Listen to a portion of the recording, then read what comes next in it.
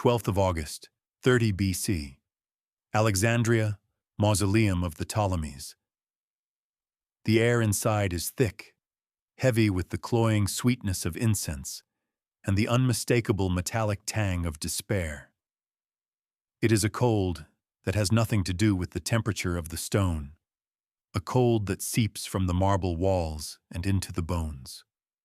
Outside, the vibrant, chaotic symphony of Alexandria is gone, replaced by the measured, unnerving tread of Roman patrols, the barked Latin commands echoing through streets that once sang with Greek and Egyptian voices.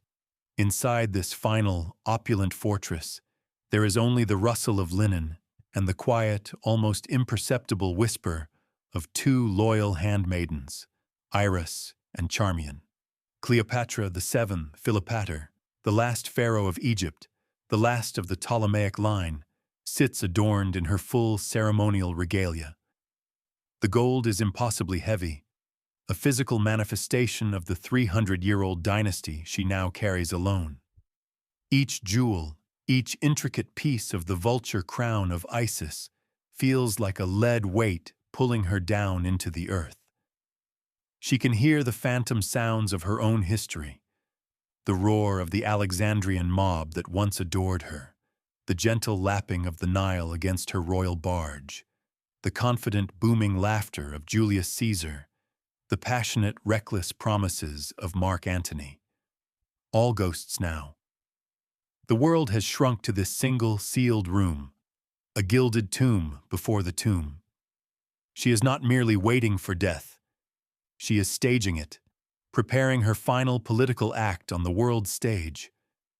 Her enemy, the icy, pragmatic Gaius Octavius, wants her for his triumph, a living trophy to be paraded through the streets of Rome in chains. This she will deny him.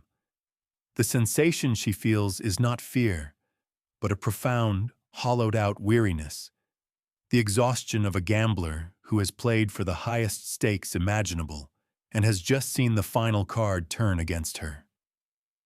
The air grows still, expectant. A guard's heavy footsteps approach the door. A message is passed through. It is time.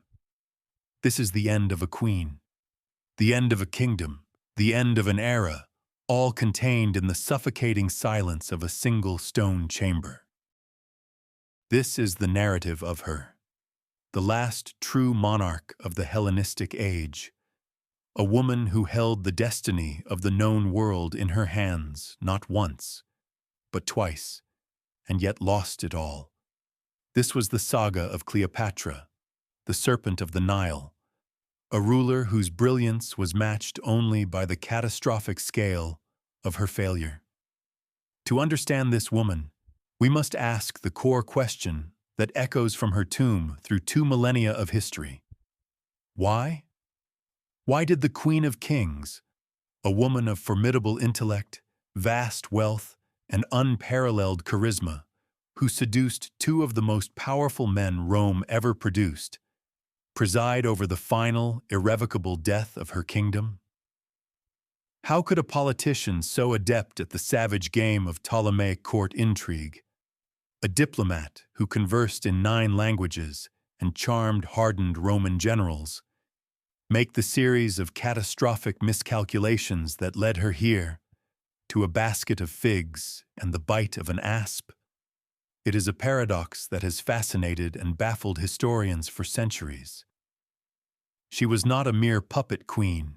She was an active, driving force, a visionary who dreamed of a new Hellenistic empire centered in Alexandria, a Greco-Roman world ruled not from the muddy Tiber, but from the shimmering Nile. She gambled everything on her own power, on her dynasty's destiny, and on the hearts of men who commanded legions. To unravel her story is to explore the fatal intersection of personal ambition and geopolitical destiny, to understand how a queen who seemed to have every advantage, intelligence, wealth, and the love of conquerors, ended up a captive in her own capital. her legacy forever entwined with the tragic loss of ancient Egypt? The answer is not simple. It is a tapestry woven from Roman ambition, Egyptian decline, and the fatal flaw that lay within the heart of the queen herself. To understand this woman, we must return to the world that spawned her, a world balanced on a knife's edge. The 1st century before Christ was an age of dying giants and ravenous predators. The great Hellenistic kingdoms, those glittering successor states carved from the colossal empire of Alexander the Great, were in their final, decadent twilight. The Seleucid Empire in Syria had been devoured from within by civil war, and from without by Parthia and Rome. The Antigonid kingdom of Macedon was already a Roman province. Only the Egypt of the Ptolemies remained, the last and wealthiest bastion of Alexander's legacy. But it was a gilded cage, a treasure chest whose locks were rusting through. For 3 centuries, Cleopatra's ancestors had ruled from Alexandria, a Greek dynasty imposing itself upon an ancient and resilient Egyptian culture. They had grown fat on the inexhaustible wealth of the Nile, but they had also grown insular, decadent, and fantastically cruel. The Ptolemaic court was a snake pit of incestuous marriages, sibling rivalries, and routine assassinations, a place where poison was a common tool of statecraft. This glittering, rotting kingdom survived for one reason only. It was more useful to Rome as a client state than as a province. Rome, the true center of power in the Mediterranean, was not yet an empire, but a republic in its death throes, convulsing in a series of ever more violent civil wars. Its great generals, men like Pompey Magnus, Crassus, Caesar, were warlords carving up the world for personal gain, their legions loyal not to the Senate, but to the man who paid them. Egypt was the ultimate prize, the world's breadbasket and a source of unimaginable wealth, the gold needed to fund the legions that could make a general the master of Rome. Cleopatra was born not into a stable, powerful monarchy, but onto a crumbling precipice, the guardian of a treasure that every hungry wolf in the Roman world was circling, waiting for the moment to strike. Her survival, and the survival of her kingdom, would depend entirely on her ability to play these wolves against each other. The forging of this queen's character took place in the crucible of that uniquely toxic Ptolemaic court. She was the blood of Alexander the Great, a descendant of his general Ptolemy the Mermsoter, and she never forgot it. This was not just a lineage, it was a destiny, a divine right to rule that flowed in her veins, alongside a legacy of paranoia and ruthless ambition. Her father, Ptolemy X Auletes, the flute player, was a weak and corrupt ruler, a Roman puppet who bled his kingdom dry to pay off his patrons in the Senate. Cleopatra watched him grovel, saw him driven from his own capital by the enraged Alexandrian mob, and learned a vital lesson. Dependency on Rome was a death sentence. To survive, Egypt needed to be a partner, not a protectorate. She grew up in a world where family was the deadliest threat. Her older sister, Berenice IV, seized the throne from their father, only to be executed when he returned with Roman legions. Her other sister, Arsinoe, would become her bitter rival, a constant threat lurking in the wings. Her younger brothers, with whom she would be forced to rule and marry according to Ptolemaic tradition, were not partners but obstacles, pawns in the hands of ambitious court eunuchs and generals.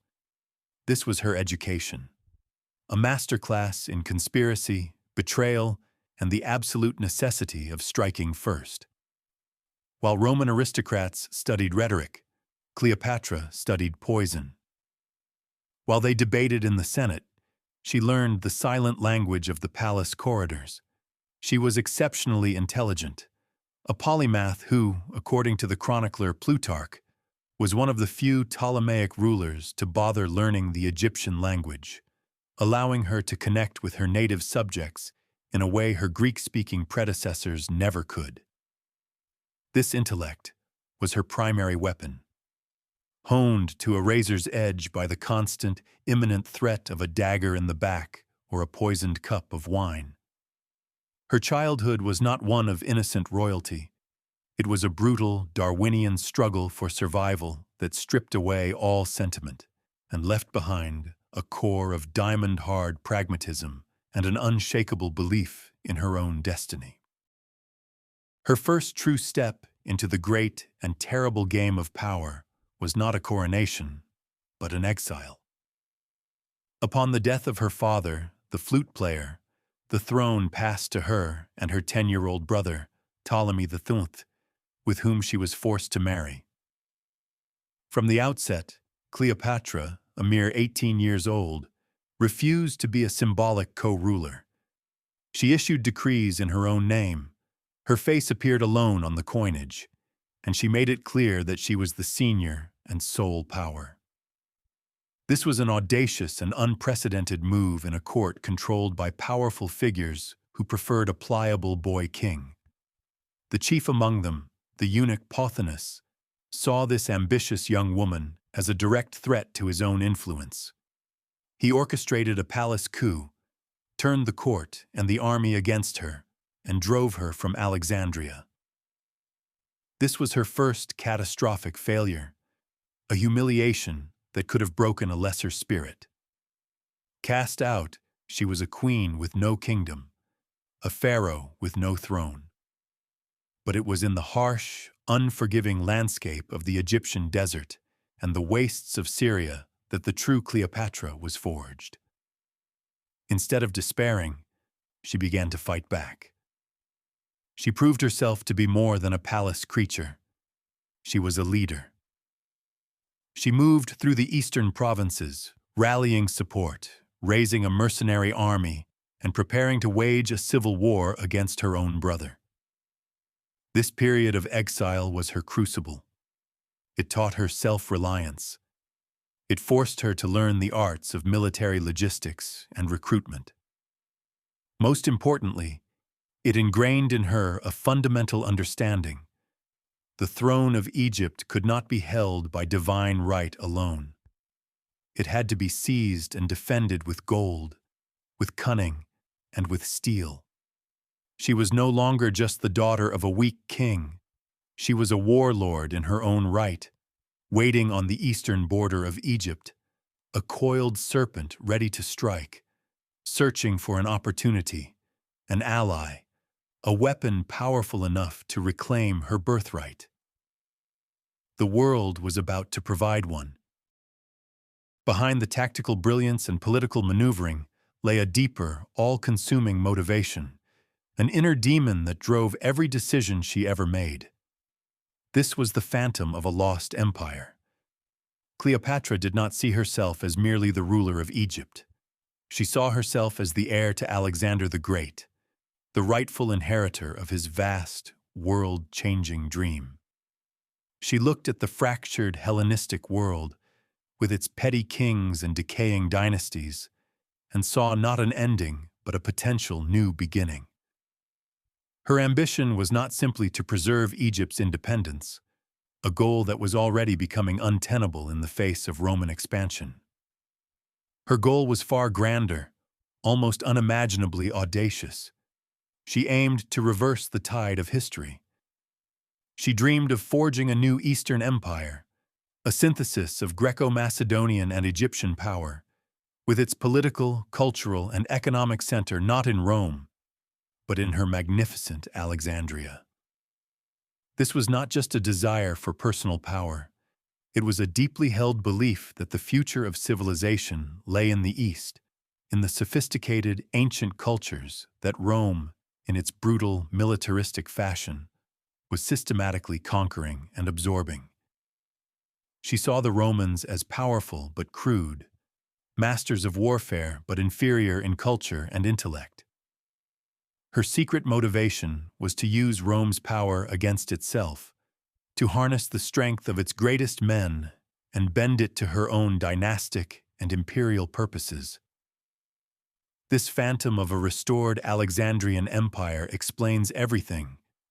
Her relentless pursuit of alliances with Rome's most powerful men, her insistence on being treated as an equal, her lavish displays of wealth designed to awe and intimidate, and her ultimate decision to create a new royal line with Roman blood.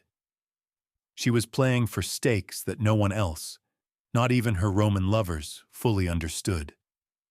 They fought for personal power within the Roman system. She fought to create an entirely new system with herself and her children at its center. This breathtaking ambition was her greatest strength, the source of her incredible audacity.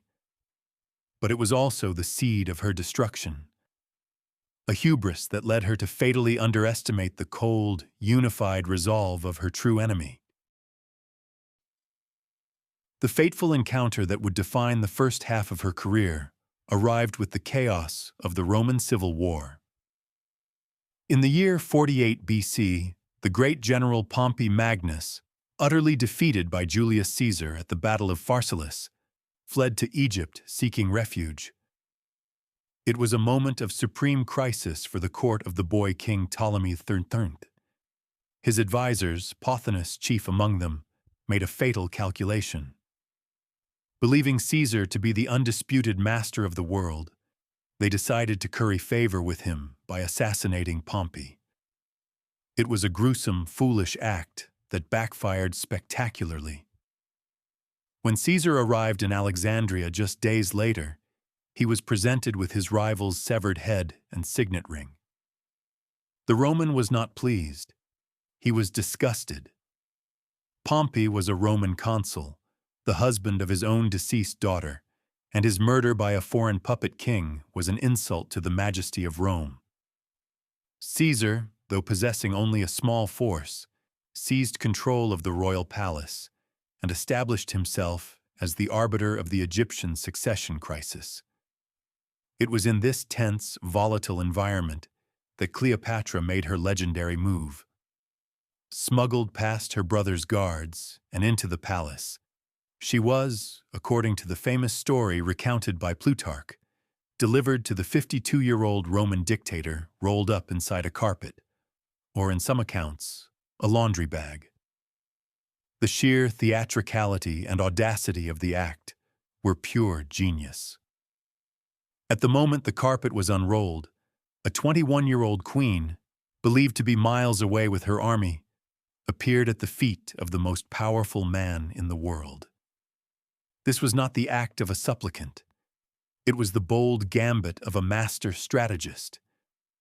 She bypassed the treacherous court officials and presented her case directly to the only judge who mattered.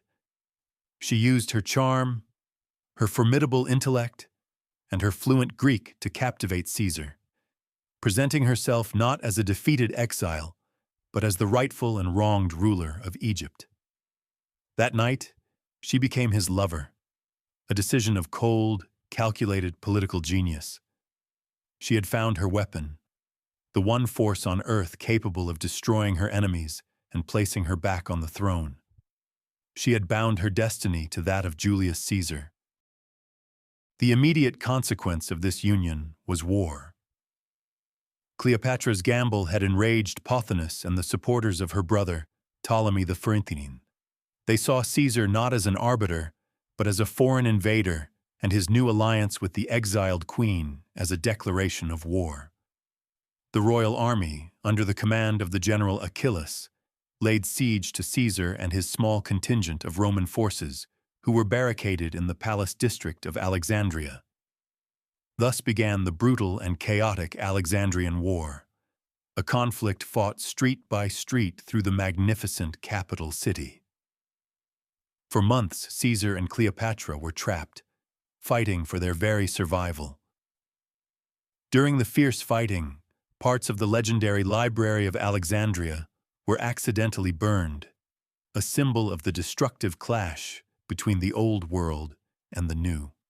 Cleopatra's younger sister, Arsinoe, escaped the palace, joined the Egyptian army and was proclaimed queen by the troops, becoming a rival figurehead for the rebellion. This was the price of power, paid in the blood of her own people and the destruction of her capital. Cleopatra had chosen her side, irrevocably tying her fate to Rome. She was no longer just an Egyptian queen. She was Caesar's queen. He was her protector, her lover, and her means to an end. After months of desperate fighting, Roman reinforcements arrived, and Caesar decisively defeated the Egyptian army at the Battle of the Nile. Ptolemy III drowned in the river while trying to flee, his heavy golden armor dragging him down. Arsinoe was captured. The war was over. Caesar, the undisputed master of Egypt, placed Cleopatra back on the throne, this time alongside another, even younger brother, Ptolemy XIV, a powerless co-ruler she would later have assassinated. She had won, but her victory was entirely dependent on Roman steel. She had invited the wolf into the sheepfold, and while this wolf might be her ally for now, she had set a dangerous precedent, proving to all the world that the throne of Egypt could be won or lost by the will of a Roman general. The true antagonist of Cleopatra's story was not any single man, not her brother, not even the calculating Octavian. Her great adversary was an abstract and relentless force, the Roman Republic's insatiable civil war machine.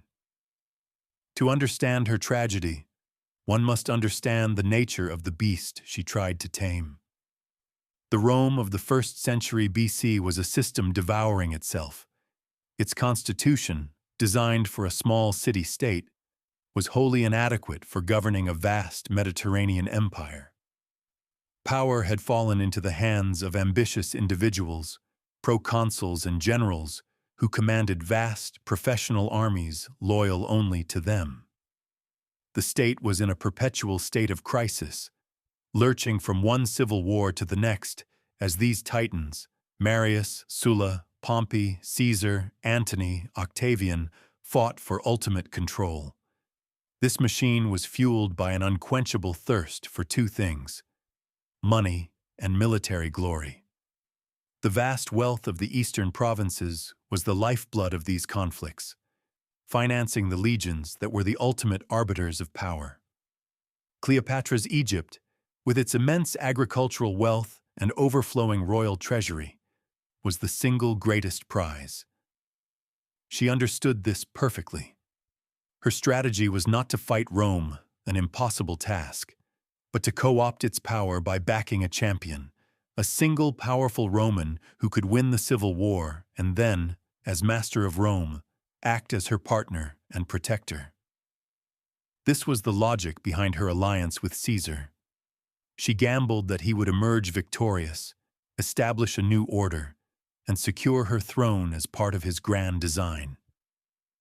For a time, the gamble seemed to pay off, but the fundamental flaw in her strategy was that the Roman civil war machine was inherently unstable. It was a hydra. Cutting off one head only caused two more to grow in its place. The machine was not dependent on any one man. The assassination of Caesar did not end the wars. It merely unleashed a new, even more vicious round of bloodletting. Cleopatra had tied the fate of her ancient, stable kingdom to the most volatile and self-destructive political entity in the world. She believed she could control the beast by seducing its master, but she failed to realize that the beast had a will of its own, and in the end, it would devour everything and everyone in its path, including her.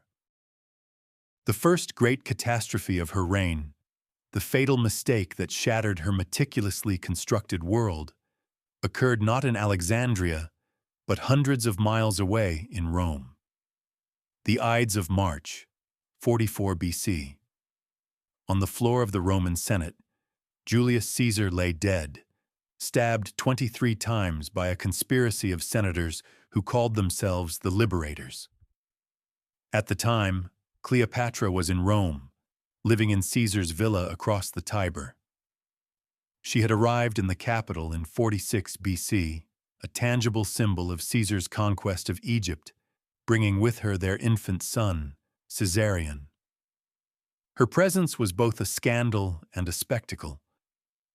Romans, with their deep-seated suspicion of monarchs and oriental luxury, were both fascinated and appalled by this foreign queen. She held court, displaying a regal confidence that many found arrogant. But her position was entirely dependent on Caesar's power. She was a key part of his future plans. A future that likely involved a formal recognition of Caesarion and the creation of a Romano-Hellenistic monarchy that would bridge East and West. His death was not just the loss of a lover and a protector. It was the complete and utter annihilation of her entire political strategy. In a single bloody afternoon, her world collapsed. The man she had gambled everything on was gone. Her son, whom she had presented as the heir to Caesar's legacy, was now just the illegitimate child of a dead tyrant, his claims worthless and dangerous. She was alone in a hostile city where her lover's assassins were being hailed as heroes. Her psychological breaking point must have been profound. The cold pragmatist who had always relied on her ability to control the powerful men around her was suddenly powerless, a pawn in a new and terrifying Roman power struggle. She understood in that moment that her alliance with one man, however powerful, was not enough. The Roman system itself was her enemy. She fled Rome in haste and returned to an Egypt that was once again vulnerable, her grand dream of a joint empire in ruins. The future was a terrifying void. She had to start again, from nothing, in a world that was about to be torn apart by a new wave of civil war. Out of the chaos of Caesar's assassination, opportunity arose. The Roman world was plunged into a new and even more brutal civil war. On one side were Caesar's assassins, Brutus and Cassius, who controlled the eastern provinces. On the other were the members of the Second Triumvirate, the avengers of Caesar, his adopted son and heir, the young, cold, and calculating Gaius Octavian, his most trusted and brilliant general, Marcus Antonius, or Mark Antony, and the lesser partner, Lepidus. The world once again became a chessboard, and Cleopatra, from her secure and wealthy base in Egypt, was a player who could not be ignored. She possessed the two things both sides desperately needed: money and grain. Initially, she played a cautious game, hedging her bets, officially supporting the triumvirate, but also providing secret aid to some of the liberators. She was rebuilding her position, no longer as the partner of a single master, but as a vital power broker whose resources could tip the balance. The decisive moment came at the Battle of Philippi in 42 BC, where the forces of Antony and Octavian crushed the armies of Brutus and Cassius. The triumvirs were now the undisputed masters of the Roman world, and they divided it amongst themselves. Octavian took the troubled west.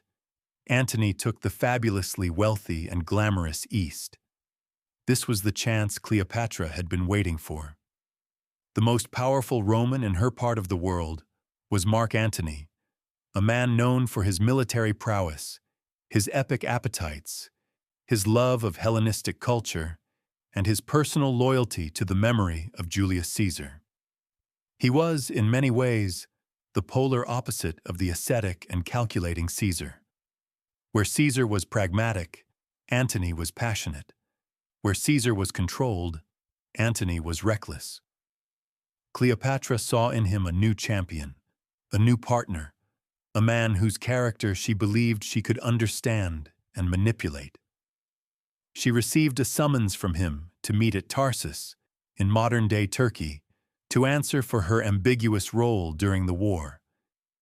She knew this was not a trial, but an audition.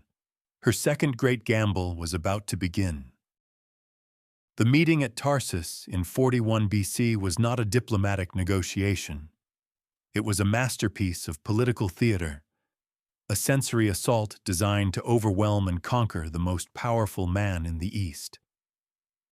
This was Cleopatra's greatest triumph, the moment she seized control of her destiny and bound another Roman titan to her will. Mark Antony, accustomed to the deference of conquered kings, waited in the city's forum, expecting the queen to present herself as a supplicant. She deliberately made him wait. Instead, she orchestrated a spectacular arrival, sailing up the river Cydnus in a magnificent royal barge. Plutarch's description of the scene has become legendary for a reason. The barge had a gilded stern and purple sails, its silver oars beating time to the music of flutes, pipes, and harps. Cleopatra herself was reclining under a gold-spangled canopy, dressed as the goddess Venus, or Aphrodite, fanned by young boys dressed as cupids. Her most beautiful handmaidens, attired as sea nymphs and graces, steered the vessel. The air was filled with the scent of exotic perfumes burning on the shore. The entire city of Tarsus emptied to witness the spectacle, leaving Antony sitting alone in the marketplace. He was utterly upstaged, made to look like a provincial magistrate while a living goddess arrived in his city. That evening, she invited him to a banquet aboard the barge, a feast of such incredible opulence and splendor that the bluff Roman general was completely captivated. This was Cleopatra's genius at its peak. She understood Antony's character perfectly, his love of luxury, his theatricality, his weakness for grand gestures. She presented herself not as the client queen he had summoned, but as his divine counterpart, the living embodiment of the goddess Isis Aphrodite, meeting her Dionysus. She seduced him not just physically, but imaginatively, offering him a partnership in a world of semi-divine splendor that he, a man of epic appetites, could not resist. From that moment on, their fates were intertwined. He followed her back to Alexandria for the winter, and the new phase of her great plan began. The psychological impact of this triumph on Cleopatra and Antony was profound, leading directly to the moment of supreme hubris that would ultimately seal their doom. Antony, a man who already saw himself in heroic, quasi-mythical terms, was completely swept up in the fantasy Cleopatra had crafted. He spent the winter of 41 to 40 BC in Alexandria, not as a conquering Roman general, but as the consort of a goddess, indulging in a life of legendary excess and pleasure as the co-founder of a society they called the inimitable livers. For Cleopatra, this was the validation of her grand vision. She had once again harnessed the power of Rome's greatest warrior, but this time, the dynamic felt different. Caesar had been a partnership of minds, a pragmatic alliance. With Antony, it was a partnership of passions, of epic ambitions. The culmination of this shared dream came years later, in 34 BC, with the ceremony known as the Donations of Alexandria. After a successful military campaign in Armenia, Antony celebrated not a traditional Roman triumph in Rome, but a bizarre Hellenistic-style spectacle in the heart of Alexandria. He and Cleopatra sat on golden thrones, dressed as the deities Dionysus and Isis. Before the assembled crowds, Antony declared Cleopatra Queen of Kings and Queen of Egypt, Cyprus, Libya, and Central Syria. He proclaimed Caesarion, her son by Caesar, to be the true son and heir of the deified Julius Caesar, a direct challenge to Octavian's legitimacy. He then divided the vast territories of the East, including lands not yet conquered, among the children he had with Cleopatra.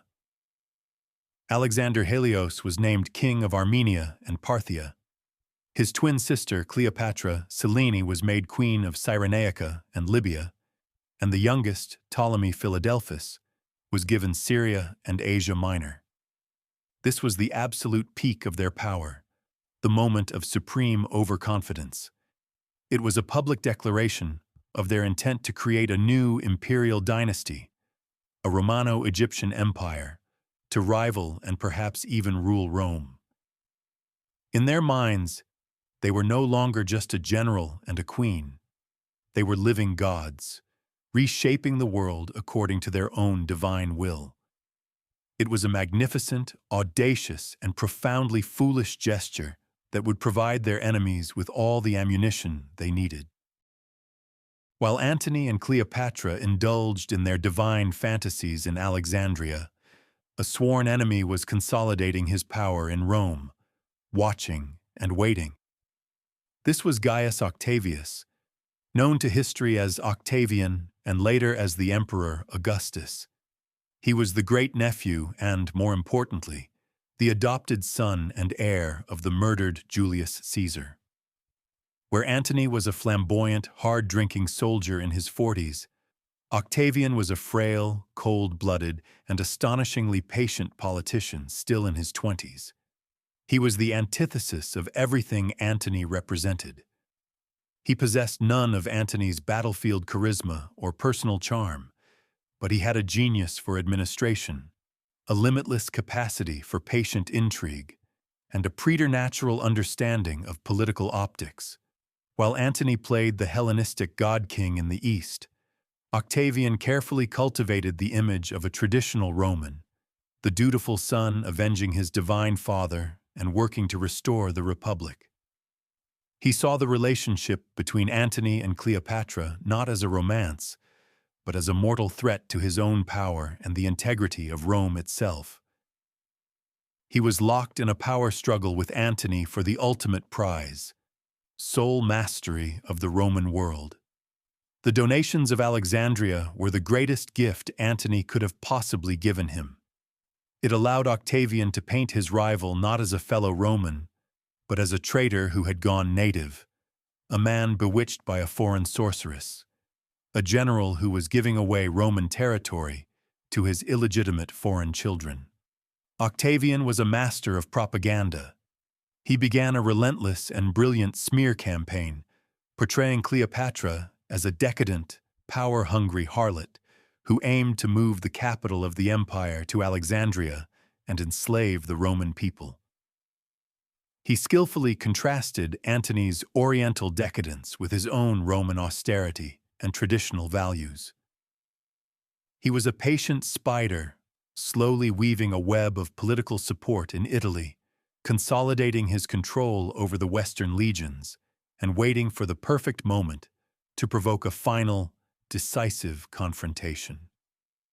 He was the calculating shadow to their blazing sun, a man whose icy pragmatism would prove more than a match for their passionate hubris. Despite the portrait painted by Roman propaganda of a queen lost in decadent pleasures, Cleopatra was, during these years, a highly effective and competent ruler. The period between her alliance with Antony and the final war was one of relative stability and prosperity for Egypt, a testament to her skills as an administrator. She was the ruler of the two lands, the traditional title of the pharaohs, and she took the role seriously. To her Egyptian subjects, she was not a Greek foreigner, but a true pharaoh, the embodiment of the goddess Isis. She participated in Egyptian religious festivals, patronized the priesthoods, and funded the construction and restoration of temples, most notably the magnificent temple complex at Dendera, where reliefs depict her and her son Caesarion making offerings to the Egyptian gods. Unlike most of her Ptolemaic predecessors, she had learned the Egyptian language, allowing her to communicate directly with her subjects and their leaders, bypassing the Greek administrative class.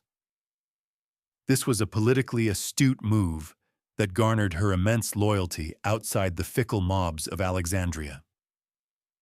Economically, her reign was a success. She stabilized the Egyptian currency, reformed the administrative system to be more efficient, and managed the vast agricultural output of the Nile Valley with skill. This economic strength was the foundation of her power. It was what allowed her to finance Antony's legions and maintain her independence. She was not merely Antony's mistress. She was his primary financier and strategic partner. Her kingdom was the logistical base for all of his eastern campaigns. It was her grain that fed his armies and her gold that paid their wages. In a world where military power depended entirely on a general's ability to pay his troops, this made her an indispensable ally. This image of the competent ruling pharaoh is often lost behind the Roman caricature of the seductive temptress, but it is essential to understanding her. She was fighting a multi-front war, preserving her kingdom's stability, managing a complex economy, and playing a high-stakes geopolitical game, all while navigating a perilous partnership with a volatile Roman warlord. The core of her grand political project, the very heart of her dream for a new world order, was her children. They were not merely the products of her love affairs, they were the living symbols of her dynastic ambition, the instruments through which she planned to secure the future. The most important, of course, was Ptolemy XV Philopator Philometor Caesar, better known as Caesarion, her son by Julius Caesar. In her eyes and in Antony's public proclamations, Caesarion was the true heir of the deified Julius, a claim that struck at the very foundation of Octavian's power, which was based entirely on his status as Caesar's adopted son. By promoting Caesarion, Cleopatra was attempting a dynastic coup, positing a future where power flowed not through a Roman politician in Rome, but through a Greco-Roman god-king in Alexandria.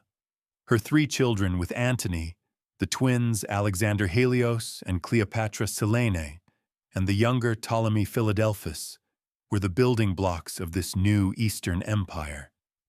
The donations of Alexandria, where Antony distributed kingdoms among them, was the public unveiling of this plan. It was a vision of a stable, interconnected Hellenistic world, from the Black Sea to North Africa, ruled by a single dynasty, allied with and intermarried with the rulers of Rome. It was a brilliant, audacious dream, a final attempt to halt the relentless westward shift of power and create a new center of gravity in the old, wealthy, and cultured East. But this dynastic ambition was also her greatest vulnerability. In Roman eyes, especially through the lens of Octavian's propaganda, this was not statecraft. It was a perversion. The idea of Roman territories being given away as gifts to the foreign children of a Roman general was an intolerable insult.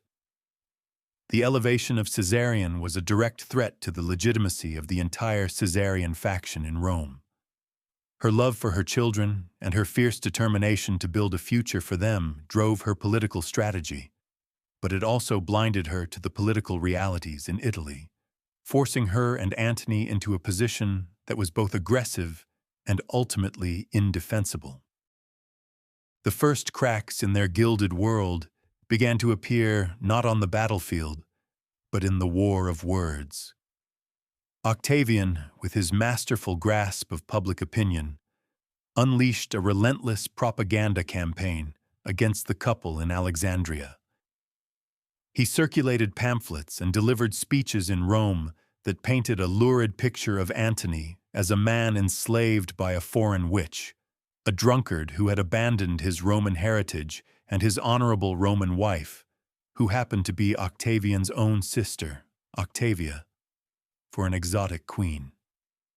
Cleopatra was depicted as the ultimate foreign threat, a scheming seductress with an insatiable appetite for power and sex, who planned to conquer Rome and rule from Alexandria. This narrative played on every Roman prejudice, their fear of powerful women, their contempt for Oriental luxury and despotism, and their deep-seated xenophobia. Meanwhile, Antony's actions provided Octavian with endless ammunition. His triumph in Alexandria was seen as a mockery of Roman tradition. His divorce from the virtuous Octavia was portrayed as a national insult. The donations of Alexandria were presented as the ultimate act of treason. The most devastating blow came in 32 BC. Octavian, in a legally questionable but politically brilliant move, illegally seized Antony's will from the Temple of the Vestal Virgins in Rome and read it aloud to the Senate and the public. The will reportedly confirmed everyone's worst fears. It acknowledged Caesarion as Caesar's true son, left vast legacies to his children by Cleopatra, and most damningly, expressed his desire to be buried beside her in Alexandria. This was the proof Octavian needed. It was spun as the final betrayal, confirmation that Antony no longer considered himself a Roman at all. The propaganda was devastatingly effective. It unified public opinion in Italy, turned the Senate against Antony, and transformed a Roman civil war into a patriotic war against a foreign enemy.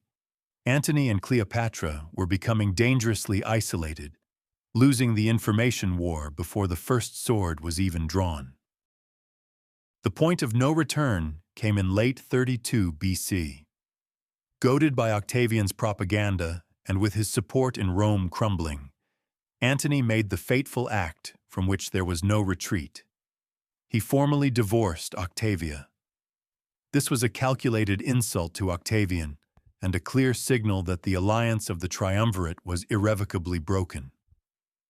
In response, Octavian had Antony stripped of his consular powers and, in a masterstroke of political theater, declared war. Crucially, he did not declare war on Antony. To do so would be to officially initiate another civil war, something the Roman populace was weary of. Instead, he declared war on Cleopatra. This framed the coming conflict not as a struggle between two Roman warlords, but as a foreign war against the monstrous Queen of Egypt, with Antony as her deluded, traitorous consort.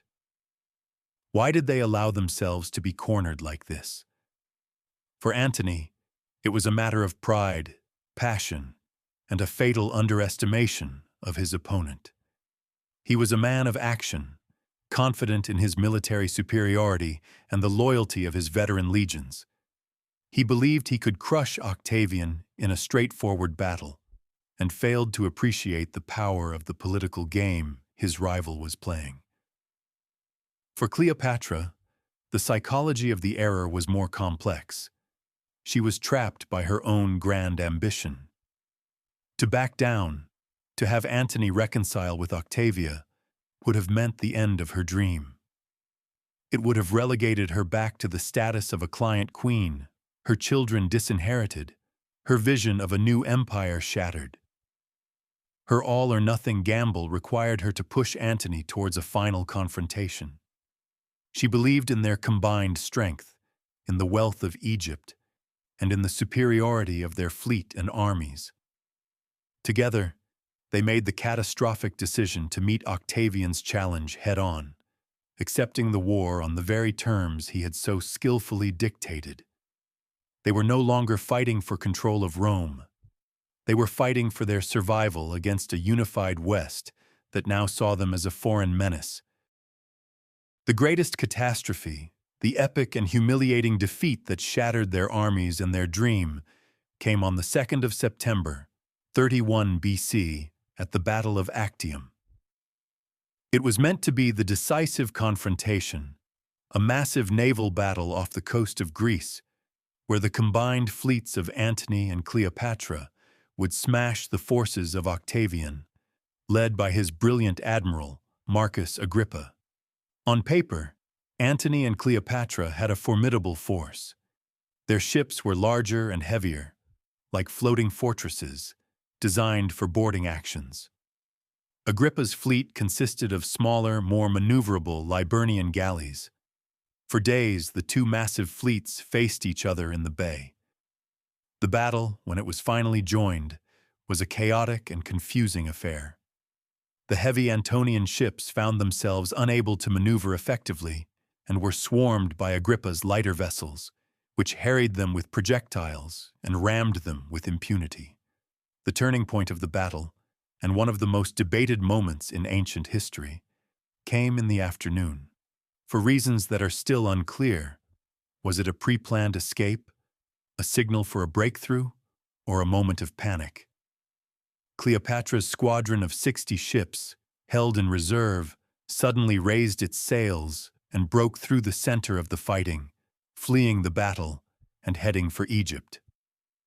Seeing her leave, Antony, in a shocking and inexplicable act of dereliction, abandoned his flagship, boarded a smaller, faster vessel, and followed her, leaving his entire fleet and army to fend for themselves. The psychological effect on his forces was devastating.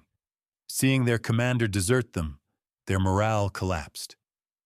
The fleet fought on bravely for several more hours, but with no hope of victory, they began to surrender. Within a week, Antony's formidable land army, leaderless and demoralized, also defected to Octavian. In a single afternoon, their immense military power had been utterly annihilated. Actium was not just a military defeat, it was a moral and psychological catastrophe. Antony, the legendary general, had behaved like a coward. The invincible couple had been routed, their cause was lost, their reputation destroyed, and the path to Egypt now lay wide open for Octavian. The collapse following Actium was swift and absolute. The 180 days from their flight from the battle to their final moments in Alexandria were a slow, agonizing descent into oblivion. They returned to Egypt not as conquering heroes, but as disgraced fugitives. The news of the debacle preceded them, and their authority began to crumble. Allies deserted them, client kings switched their allegiance to Octavian, and the remaining Roman legions stationed in the east began to defect. Antony fell into a deep depression, a state of alcoholic despair, building a small retreat near Alexandria, which he called his Timonium, after a famous Athenian misanthrope, and shunning all company, including Cleopatra's. He was a broken man, his military reputation, the very core of his identity, shattered. Cleopatra, ever the pragmatist, was more resilient. She knew their situation was desperate, but she did not give up. She made a series of last, desperate attempts to salvage something from the wreckage. She had the son of the king of Judea executed to prevent him from defecting. She tried to move what was left of her fleet overland from the Mediterranean to the Red Sea, hoping to escape with her treasures and children to India or some other distant land. But the ships were burned by hostile Arab tribes. She sent emissaries to Octavian, offering to abdicate in favor of her children, a proposal he coolly ignored. He had no intention of negotiating. He wanted total victory, the unconditional surrender of Antony, and the annexation of Egypt. As Octavian's legions advanced relentlessly through Syria and into the Nile Delta in the summer of 30 BC, the final act began. Antony roused himself from his stupor for one last, futile display of his old brilliance, leading a cavalry charge that briefly drove back Octavian's vanguard. But it was a hollow victory. The next day, his remaining fleet and cavalry surrendered without a fight. The collapse was complete. He was a general with no army, a king with no subjects, utterly alone and betrayed. The hero's finale was a tragedy of miscommunication and despair, a fittingly chaotic end to a life lived at the extremes of passion. As Octavian's forces entered Alexandria, a false report reached Antony that Cleopatra had committed suicide in her mausoleum, the tomb she had prepared for herself and her treasures. Believing everything he had fought for was gone, the broken general decided to end his own life. in the tradition of a noble Roman. He asked his servant, Eros, to kill him, but the loyal servant killed himself instead. Shamed, Antony fell on his own sword. The wound, however, was not immediately fatal. As he lay dying, another messenger arrived with the truth. Cleopatra was alive, barricaded in her tomb. In a final agonizing scene, the bleeding Antony was hoisted up the walls of the mausoleum on ropes by Cleopatra and her two handmaidens, and died in her arms. With Antony gone, Cleopatra was left to face Octavian alone. The victor met with her, a cold, calculating encounter between the last Ptolemy and the first Roman emperor. Octavian was courteous but firm. He gave her assurances about her safety, but his true intentions were clear. He needed her alive for his triumph in Rome. She was to be the ultimate symbol of his victory, paraded in chains for the Roman mob. For Cleopatra, this was a fate worse than any death. It was the ultimate humiliation, the negation of everything she had ever been. A few days later, she made her final preparations. After visiting and laying wreaths on Antony's makeshift grave, she returned to the mausoleum, bathed, and dressed in her finest royal robes. The historian Plutarch says that a rustic man arrived with a basket of figs, which the guards inspected and let pass. Hidden beneath the leaves were asps, venomous serpents sacred to the Egyptian sun god Ra, a symbol of divine royalty and immortality. She wrote a final letter to Octavian, asking to be buried with Antony.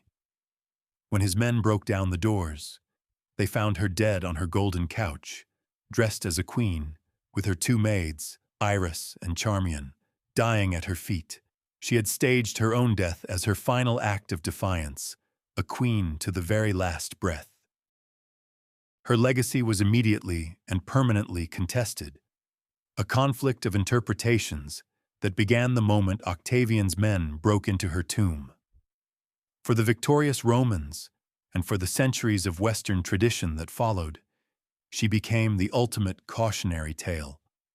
Octavian's brilliant propaganda was codified into official history by poets like Horace and Virgil. In this version, she is the foreign harlot, the fatale monstrum, fatal monster, a seductress who used her sexuality to corrupt noble Roman men and threaten the very fabric of Roman society. She is irrational, decadent, and treacherous, the embodiment of the dangerous, effeminate East that the masculine, virtuous West had to conquer. This narrative of the evil temptress who almost brought down Rome proved incredibly durable, echoing through Shakespeare, art, and cinema for 2,000 years. It served a vital political purpose. It justified the end of the Roman Republic and the establishment of one-man rule under Augustus by framing the civil wars not as a Roman problem, but as a necessary war against a foreign threat. However, in the East, and for later revisionist historians, a very different picture emerges. To her Egyptian subjects, she was the last independent pharaoh, a ruler who, for all her faults, fought to preserve their kingdom's sovereignty against the irresistible tide of Roman expansion. She was seen as a true Isis, a protector of her people. Modern scholarship has further complicated the picture, revealing a woman who was a canny political operator, a brilliant intellectual, and a skilled administrator who was trapped in an impossible geopolitical situation. This interpretation sees her not as a wanton seductress, but as a queen who used the weapons available to her: diplomacy, wealth, and yes, her personal relationships, in a desperate gamble to secure her dynasty and create a new model of power. Was she a visionary who dreamed of a multicultural Hellenistic Roman Empire, or a reckless gambler who fatally misjudged her opponents? A patriot defending her homeland, or an ambitious monarch whose personal desires doomed her people to servitude? She remains a paradox, a figure perpetually caught between the hostile Roman narrative and the ghost of her own lost ambitions. So we return to the core question. Why did the Queen of Kings, a woman of such formidable talents and resources, lose it all? The answer is not a single failing, but a fatal convergence of character, circumstance, and history. First, she fatally underestimated her true enemy. She saw the Roman civil wars as a contest between great men whom she could influence and control. She understood Caesar and Antony, men of passion and grand vision like herself. She completely failed to understand Octavian, and more importantly, the impersonal, institutional will of the Roman state he came to represent. Octavian was not a warlord she could seduce. He was the cold, calculating agent of a system that would inevitably absorb any entity on its borders that was both rich and weak. She thought she was playing the game of kings, when, in fact, she was wrestling with the inexorable logic of empire. Second, her grand vision was a historical fantasy. The dream of a renewed Hellenistic empire with its center in Alexandria was an idea 300 years out of date. The center of gravity of the Mediterranean world had irrevocably shifted west to Italy. Power no longer flowed from the lineage of Alexander, but from the legions loyal to the Senate and people of Rome. By turning her back on Rome and attempting to create a rival power center in the East, as symbolized by the donations of Alexandria, she and Antony committed political suicide, uniting a fractured Roman elite against them as a common enemy. Third, her fatal flaw was tying her kingdom's destiny to the personal fortunes of her Roman partners. Her power was entirely derivative. She rose with Caesar, fell with his death, rose again with Antony, and was utterly destroyed when he was defeated. An independent Egypt, even a wealthy one, simply did not possess the military might to stand against the full force of the Roman legions. Her only strategy was to back a Roman champion, but in the brutal calculus of the civil wars, this was a gamble that was bound to fail eventually. The Roman system was designed to produce a single winner, and that winner would inevitably demand total control. She was, in the end, broken by the clash between her own backward-looking Hellenistic dream and the forward-looking, all-consuming reality of Roman imperialism. The life and death of Cleopatra represent more than the story of a single queen. They are the final, gasping breath of the Hellenistic world. The world that was born from the conquests of Alexander the Great, a vibrant, innovative, and multicultural fusion of Greek, Egyptian, Persian, and Indian civilizations, died with her in that tomb. For 3 centuries, this world had been the center of learning, art, and science. Its capital, Alexandria, with its legendary library and museum, was the intellectual heart of the planet.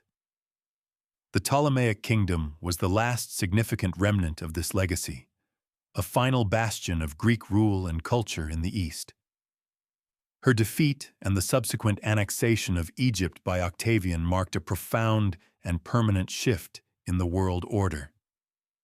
It was the moment the Mediterranean truly became Mare Nostrum, our sea, a Roman lake. The wealth of Egypt, which Cleopatra had used to fund her imperial ambitions, now flowed directly into the Roman treasury, financing the new Augustan age and the consolidation of the Roman Empire. The cultural and political center of gravity moved decisively and permanently to Rome.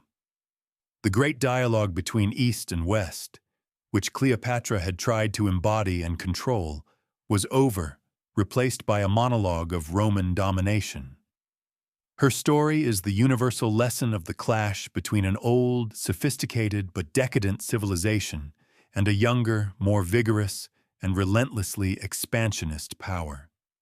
It is a timeless drama about the price of power, the tragedy of fighting against the inevitable tide of history, and the way personal ambition can both create and destroy. She was the last pharaoh, but more than that, she was the last great monarch of a world that was vanishing, a final, brilliant, tragic flame before the darkness of imperial uniformity descended. The final frame is not of a queen dying in a tomb, but of an idea being extinguished. It is the image of the shadow of a Roman eagle, the standard of the legions, falling across the sun-bleached stones of the Pharos lighthouse in Alexandria. For centuries, that lighthouse had been a beacon of the Hellenistic world, a symbol of its knowledge, its wealth, its confidence. Now the shadow of the eagle darkens it, signaling a new age. The gold of the Ptolemies is loaded onto Roman ships. The ancient grain of the Nile is diverted to feed the populace of Rome. The scribes in the great library will now work under Roman patronage, their world of inquiry subtly but surely circumscribed by the new imperial order. The story of Cleopatra is a story of a spectacular failure, but it is the scale of her ambition that makes her immortal. She refused to be a quiet client queen, a footnote in Roman history. She gambled for the highest stakes imaginable, to reverse the course of empire, to forge a new destiny for her ancient kingdom, to build a world where Alexandria, not Rome, was the center. She lost, and in losing, she lost everything. The shadow of the eagle spreads, covering the palaces, the temples, and finally, the mausoleum. The vibrant, chaotic, brilliant world of the last Ptolemy is gone, replaced by the quiet, efficient, and unyielding order of a Roman province. The serpent is dead. The eagle reigns supreme.